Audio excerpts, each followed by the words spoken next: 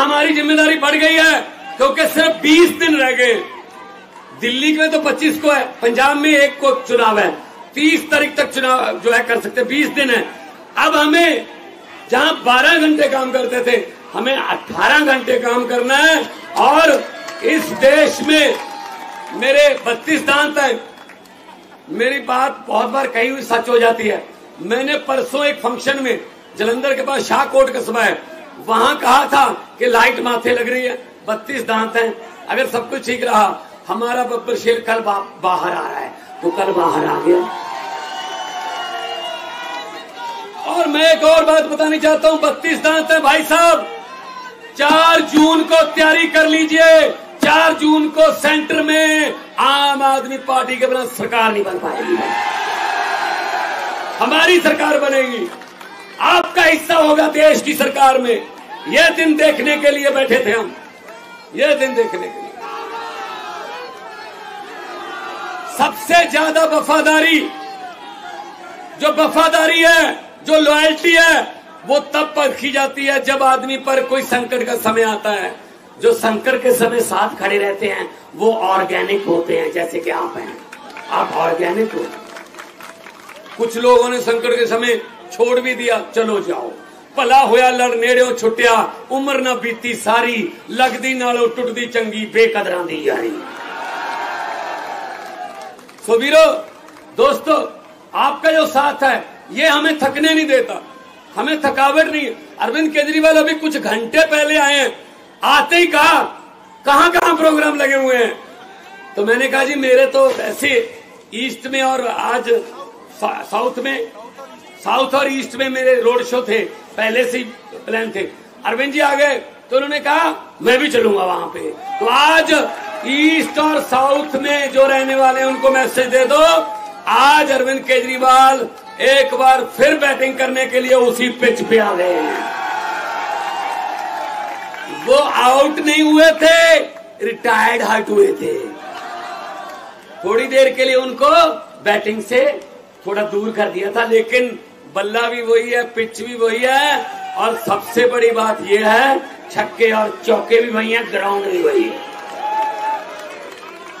तो आज साउथ और ईस्ट में आते ही काम पे लग गए। ऐसा नेता देखा कोई?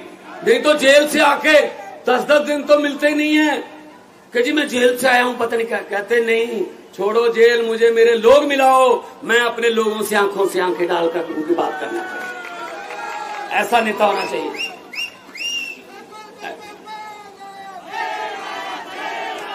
और पंजाब से मैं आपको पंजाब से खुशखबरी दे रहा हूं, 13 सीटें और 14वीं कुरुक्षेत्र है, वो भी पंजाब ही मान लो, बिल्कुल साथ में है।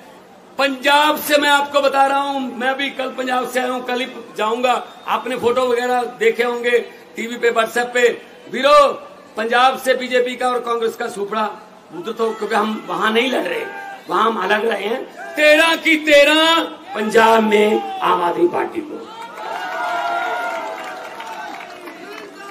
बाकी देश में इंडिया गठबंधन में लड़ रहे हैं। कुछ बातें ऐसी होती है जो संविधान भी बचाना है, देश बचा। अगर संविधान ही न रहा तो पार्टियां बना के क्या करेंगे, को मुख्यमंत्री बन के क्या करेंगे। जब इसने पुतिन जैसे राष्ट्रपति बन गया, सभी स्टेटों के जो मुख्यमंत्री वो खत्म, सीधा वोट पुतिन को ढलता है, तो फिर जब फेडरल स्ट्रक्चर ही खत्म हो गया, फिर क्या करेंगे हम। तो लोकतंत्र बचाने का ये लोकतंत्र बचाने का इलेक्शन है। और इसमें सबसे बड़ा योगदान, आज से 20 साल बाद, आज से 30 साल बाद आपका नाम हिस्ट्री में लिखा जाएगा। कैसे लिखा जाएगा? तो जब पूछा जाएगा क्वेश्चन किसी सिलेबस में या यूपीएससी के किसी टेस्ट में कि देश को तानाशाही से किसने बचाया, देश को तानाशाही से और लोकतंत्र को और संविधान को बचाने में सबसे बड़ा योगदान किसका है, तो उसमें आएगा अरविंद केजरीवाल और दिल्ली की 2 करोड़ जनता। यह सही उत्तर होगा। इसके पूरे नंबर मिलेंगे फिर जिसने ये लिख दिया। तो मैंने कहा था मोदी जी, दरियाओं को नक्के नहीं लगते, दरिया अपना रास्ता खुद बनाते हैं। आपने गलती कर ली, गलत समय पे आपने पंगा ले लिया और जितनी बार भी मुलाकात हुई, इन्होंने अपनी सेहत के बारे में बाद में बताया। पहले ये पूछा दिल्ली वालों का क्या हाल है, पहले ये पूछा कोई ऐसा ऑर्डर तो नहीं कर दिया जिससे दिल्ली के लोगों को भी दिक्कत होती हो, पंजाब में कैसा चल रहा है, गेहूं की पैदावार कैसी है, मंडियों से गेहूं उठा लिया, सब कुछ। इनको लोगों की चिंता ज्यादा रहती थी। जेल के ताले टूट गए, जेल के ताले टूट गए। अरे भाई साहब, भाई साहब, ऐसे किसी सोच को आप पिंजरे में कैद नहीं कर सकते। तो आज बुरा हाल है। आज उधर भाई साहब सन्नाटे छाए हुए हैं भाषण की। एक मिनट बाद में कर, मैं जज्बात समझता हूं। भाषण की टोन बदल गई। अरे 10 साल आम आदमी पार्टी 8 साल के कामों पर वोट मांग रही है। मैं पंजाब में सिर्फ 2 साल के कामों पर वोट मांग रहा हूं, सिर्फ 2 साल। 43,000 नौकरियां, 90% घरों को बिजली का बिल फ्री, और साथ में पानी, नहरी पानी और बिजली और गेहूं और फसलों का उठाना मंडियों से, किसान को कोई परेशानी नहीं है, राशन घर घर पे, और करोड़ रुपया सम्मान शहीदों के जो परिवार है उनका मान सम्मान जो शहीद हो गया। मैं अपने, और 16 टोल प्लाजे बंद कर दिए। 58,77,000 पर डे पंजाबियों का बच रहा है जी। 58,77,000। एक थर्मल प्लांट खरीद लिया, प्राइवेट थर्मल प्लांट सरकार ने खरीदा है। मोदी ने सब कुछ बेचा है, हमने खरीदा है। तो हम लोग नाम की राजनीति नहीं करते, हम काम की राजनीति करते हैं। हम अपने काम पे वोट मांग रहे हैं, लेकिन शर्म की बात है 10 साल बाद भी ऑलमोस्ट विदाउट विपक्ष, विपक्ष में अगर कोई बोलता था संजय सिंह जैसा, उठा के बाहर फेंक दो और बिल पास करो। हाँ वाले हाँ कहे, ना वाले ना कहे, हाँ वाले जीतू जो चलो, ऐसे काम किया। फिर भी 10 साल बाद अगर प्रधानमंत्री को मंगलसूत्र के नाम पे वोट मांगने पड़े, ये शर्म की बात है, शर्म की बात है। कोई काम गिना दो, कोई काम किया, कोई नौकरी दी, कोई अस्पताल बनाया, कोई स्कूल बनाया, नहीं, ये काम ही नहीं। हिंदी में 1.5 लाख लफ्ज हैं, अक्षर हिंदी के। भाषाएं इधर उधर से अडॉप्ट भी करती हैं, तो कर करा के 6.5 लाख है हिंदी के पास। हिंदी भाषा में 6.5 लाख के आसपास अक्षर हैं, लेकिन शब्द बोलते हैं, हाँ शब्द बोलते हैं। तो 6.5 लाख है हिंदी के पास शब्द, लेकिन प्रधानमंत्री के पास 10-12 हैं बस। वो वही बोलता है, वो भी इलेक्शन के समय, क्या हिंदुस्तान, पाकिस्तान, मुसलमान, कब्रिस्तान, शमशान, मंगलसूत्र, गाय, भैंस, बकरी, बस बस खत्म। ना कोई शिक्षा, ना बेरोजगारी, ना महंगाई, ना गरीबी, ना इंफ्रास्ट्रक्चर, ना विकास, ये लफ्ज उनकी डिक्शनरी में नहीं है। तो इस बार डिक्शनरी बदल दो। जिनकी डिक्शनरी में शिक्षा है, जिनकी डिक्शनरी में इलाज है, जिनकी डिक्शनरी में बिजली फ्री है, जिनकी डिक्शनरी में इंफ्रास्ट्रक्चर है, जिनकी डिक्शनरी में विकास है, उनके साथ उनका साथ दो।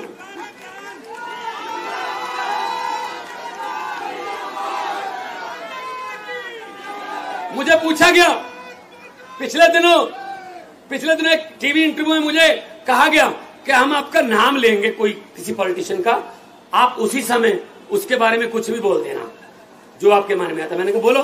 कहते सुबीर बादल। मैंने कहा पहाड़ों वाले स्कूलों में पढ़े हैं, पंजाबी लिखनी पढ़नी आती नहीं, लेकिन पंजाब के वारिस बनना चाहते हैं। कहते कैप्टन अमरिंदर सिंह। मैं कहा राजा लोग हैं, महलों में रहने वाले, जब मुगलों का राज था मुगलों के साथ थे, जब अंग्रेजों का राज था अंग्रेजों के साथ थे, जब कांग्रेस का राज था कांग्रेस के साथ थे, जब अकालियों का राज था अकालियों के साथ थे, आजकल बीजेपी का राज है बीजेपी के साथ है। तो कहने लगे नरेंद्र मोदी। मैंने कहा किसी भी बात को किसी भी बात से कहीं भी जोड़ के कहीं भी सुना सकते हैं और साथ में गारंटी देते हैं। कहते कैसे? मैंने कहा चंद्रयान को जो लॉन्चिंग पे गए, वहां बोला उन्होंने कि मेरा इसरो से पुराना नाता है। मैं बहुत हैरान हुआ। मैंने कहा 8वीं का सर्टिफिकेट तो मिल नहीं रहा, ये इसरो कहां से आ गई यहाँ? इसरो से क्या नाता जोड़ेंगे भी अब? मैं सुनने लगा ध्यान से। कहते जब मैं स्कूल जाता था तीसरी चौथी क्लास में पढ़ता था, पढ़ने में ठीक ठाक ही था, इसलिए हर टीचर मुझे आके कहता था अब तू इसरो में बैठ, अब इसरो में, अब इसरो में, अब इसरो में, इसलिए इसरो से मेरा पढ़ाना था। फिर उन्होंने कहा अरविंद केजरीवाल इसके बारे में क्या बोलोगे? मैंने कहा इस कदर वाकिफ हो गई है मेरी कलम मेरे किरदार से, इस कदर वाकिफ हो गई है मेरी कलम मेरे किरदार से कि इश्क भी लिखना चाहता हूं तो इनकलाब लिखा जाता है। तो उन्होंने कहा भगवंत मान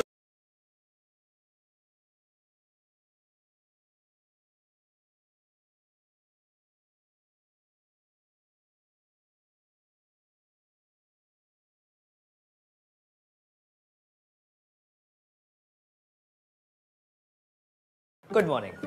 So I am going to take you to the previous. Stop corner. right there. Did you see that? Looks good now. Looks good now. Lovely, isn't it? Wow.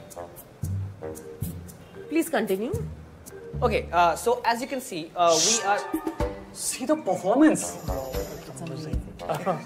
Okay, next. Okay. Our course of.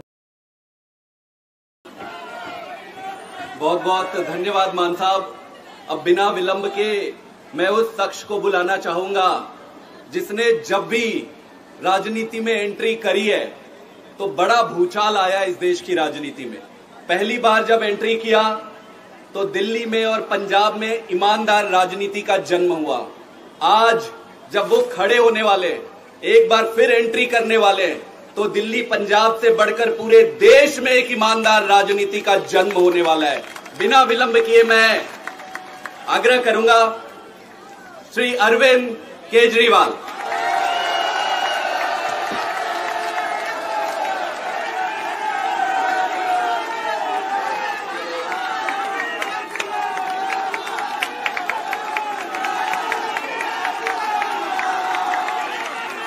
Bharat माता की, भारत माता की, इनकलाब, वंदे वंदे।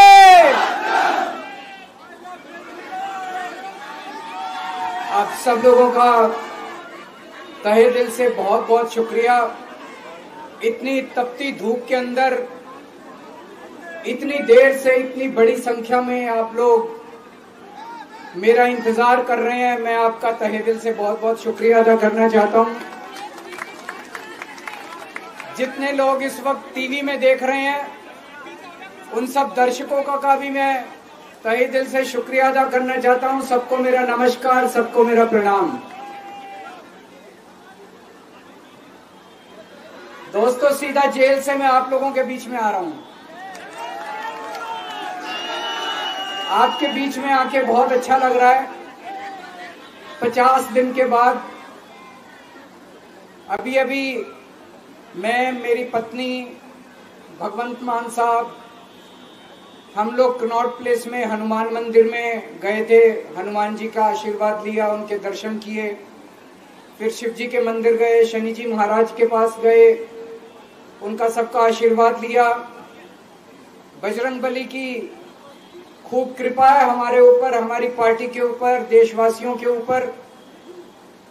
उन्हीं की कृपा से आज अचानक मैं आप लोगों के बीच में हूं। नहीं तो किसी को उम्मीद नहीं थी कि चुनाव के बीच में मैं जेल से बाहर आ जाऊंगा, लेकिन ऊपर बजरंग बली की कृपा है, हनुमान जी की कृपा है हम लोगों के ऊपर, और चमत्कार हुआ और आज मैं आप लोगों के बीच में हूं।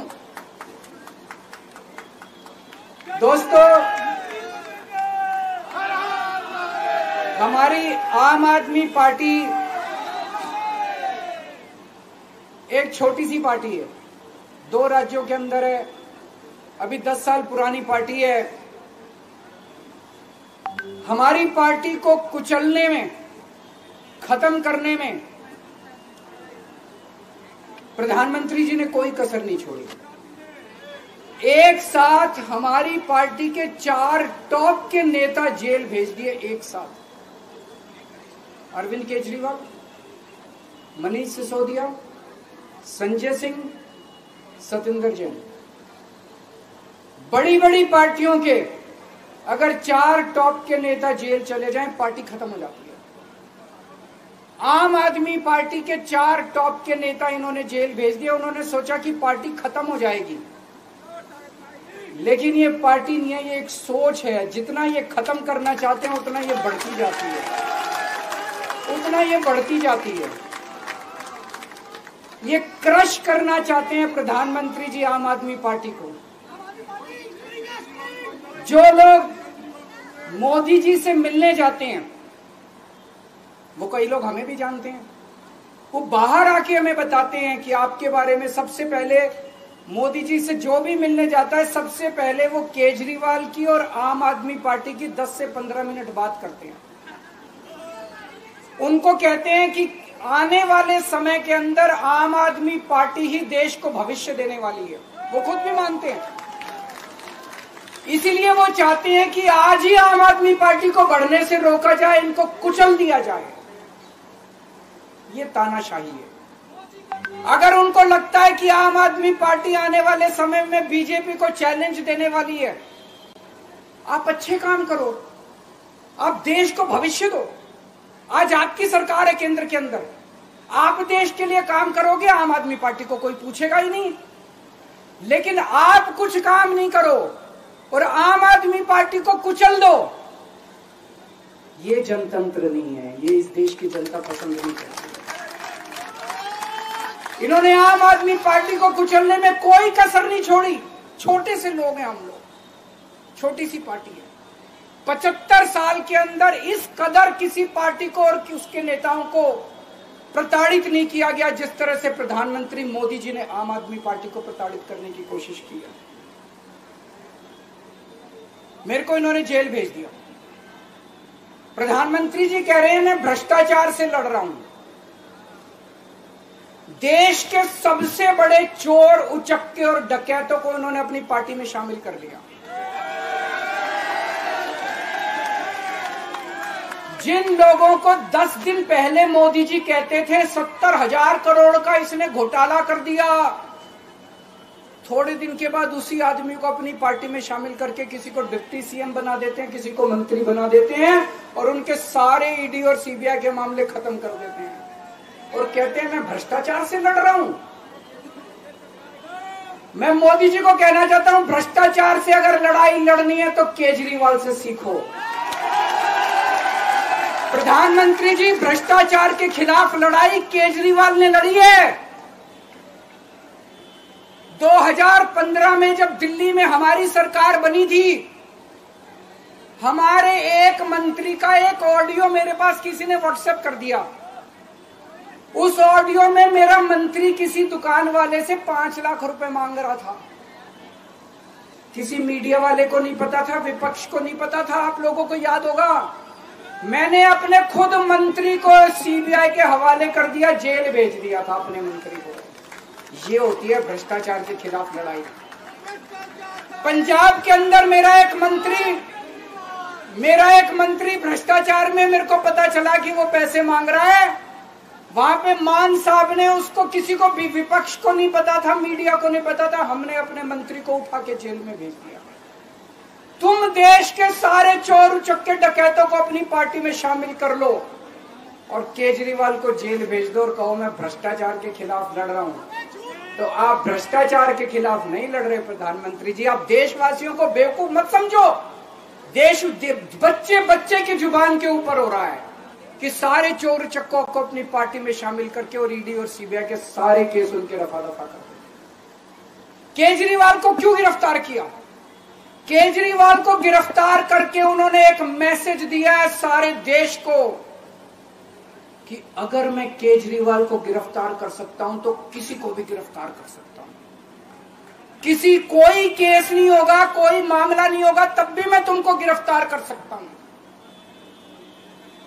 एक बेहद खतरनाक मिशन चालू किया हुआ है प्रधानमंत्री जी ने, बहुत ही खतरनाक।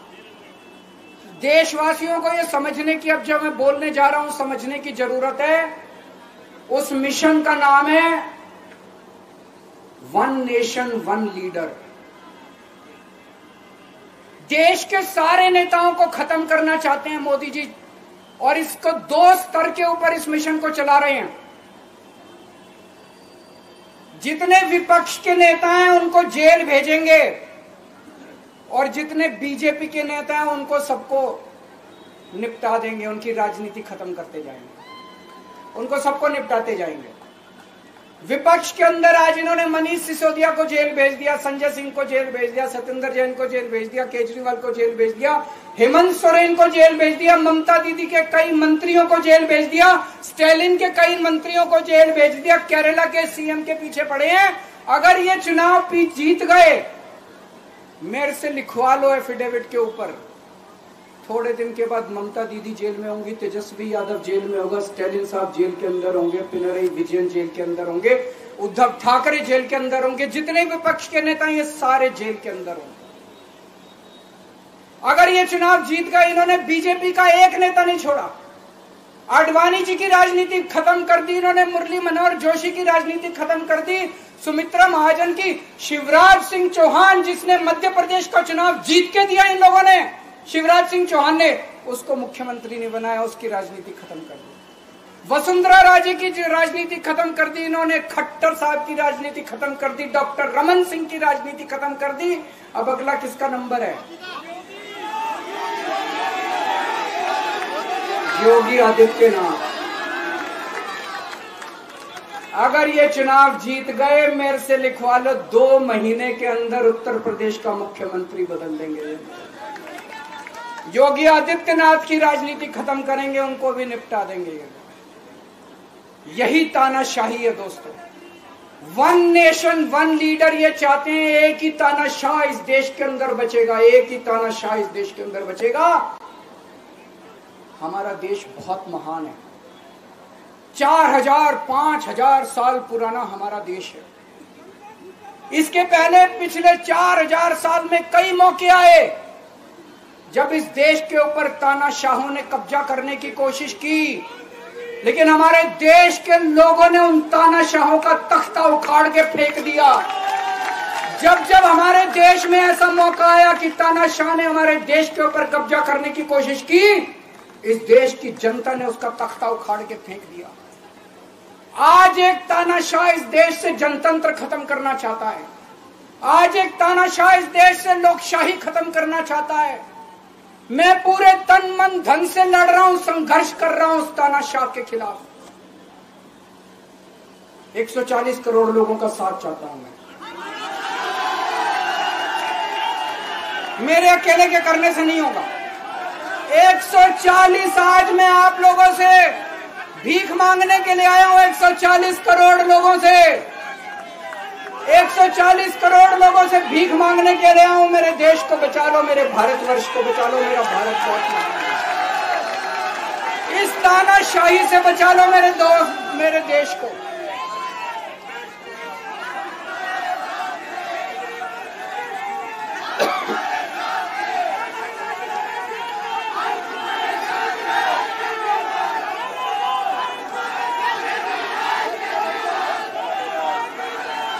मैं सुप्रीम कोर्ट का बहुत बहुत शुक्रिया अदा करना चाहता हूं। उन्होंने 21 दिन दिए हैं, एक एक दिन में 24 घंटे हैं। मैं एक दिन में 24 में से 36 घंटे काम करूंगा, पूरे देश भर में घूमूंगा इस तानाशाही को रोकने के लिए। दोस्तों, जितनी मेरे अंदर ताकत है, मेरा सब कुछ कुर्बान है देश के लिए। मेरा तन मन धन सब कुछ कुर्बान है मेरे देश के लिए। मेरे खून का एक एक कतरा मेरे देश के लिए, मेरे शरीर का एक एक कतरा, मेरी जिंदगी का एक एक पल मेरे देश के लिए। मेरे देश को बचाने के लिए मैं पूरे देश में जाऊंगा दोस्तों। अब एक बहुत महत्वपूर्ण बात करने जा रहा हूं, उसको ध्यान से सुनना। ये लोग इंडिया गठबंधन से पूछते हैं आपका प्रधानमंत्री कौन होगा। मैं बीजेपी से पूछता हूं आपका प्रधानमंत्री कौन होगा। आप लोग सोच रहे होंगे केजरीवाल क्या बात कर रहा है, मोदी जी होंगे। नहीं, मोदी जी अगले साल 17 सितंबर को 75 साल के हो रहे हैं। बीजेपी के अंदर मोदी जी ने 2014 में मोदी जी ने खुद ने रूल बनाया था कि बीजेपी के अंदर जो भी 75 साल का होगा उसको रिटायर कर दिया जाएगा। सबसे पहले आडवाणी जी को रिटायर किया गया, उसके बाद मुरली मनोहर जोशी जी को रिटायर किया गया, फिर सुमित्रा महाजन को रिटायर किया गया, फिर यशवंत सिन्हा को रिटायर किया गया। अब मोदी जी अगले साल 17 सितंबर को रिटायर होने वाले हैं। तो मैं बीजेपी से पूछना चाहता हूं, आपका प्रधानमंत्री का दावेदार कौन है? दोस्तों, अगले साल 17 सितंबर तक अगर इनकी सरकार बनी, तो उस पर भी आऊंगा मैं, अगर इनकी सरकार बनी तो पहले अगले 2 महीने में योगी जी को निपटाएंगे ये, और उसके बाद मोदी जी के सबसे खास अमित शाह को ये प्रधानमंत्री बनाएंगे। तो मैं लोगों को, देश के लोगों को आगाह करना चाहता हूं, मोदी जी अपने लिए वोट नहीं मांग रहे, मोदी जी अमित शाह को प्रधानमंत्री बनाने के लिए वोट मांग रहे हैं। मैं पूछना चाहता हूं मोदी जी से और अमित शाह जी से, ये मोदी की गारंटी पूरी कौन करेगा? क्या अमित शाह मोदी की गारंटी पूरी करेंगे? जब आप अगर जो वैसे तो मेरे को लगता है, मैं भी आऊंगा उसके ऊपर, मुझे नहीं लगता इनकी सरकार बन रही है, लेकिन जो बीजेपी को वोट देने जाएं वो ये सोच के जाना कि आप मोदी जी के नाम पे वोट नहीं दे रहे, आप अमित शाह के नाम पे वोट दे रहे।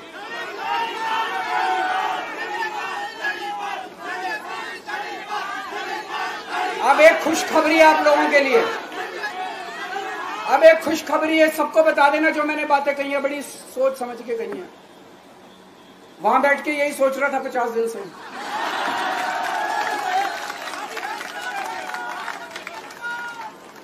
दोस्तों, पूरे देश के मेरे को बाहर निकले हुए 20 घंटे हो गए। इन 20 घंटों के अंदर भी मैंने रात भर में जनता से बात कर रहा था, लोगों से फोन कर रहा था।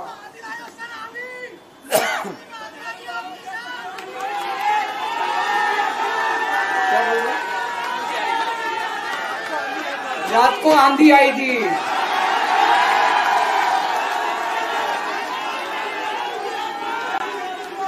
पिछले 20 घंटे में मैंने जो बातचीत करी है, कई बड़े बड़े एक्सपर्ट से बात की, चुनाव